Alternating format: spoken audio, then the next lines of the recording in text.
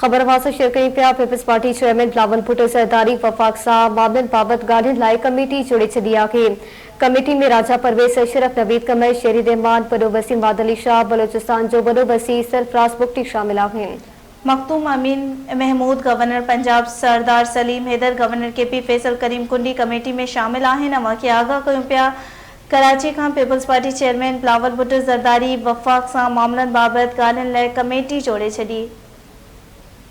Committee में राजा परवेज़ अशरफ, नवीद कमर, शेरी रहमान, वॾो वसीम वादली शाह, बलोचिस्तान जो वॾो वज़ीर सरफराज बुगटी शामिल आहिनि। मखदूम अहमद महमूद, गवर्नर पंजाब सरदार सलीम हैदर, गवर्नर KP फैसल करीम कुंडी कमेटी में शामिल आहिनि।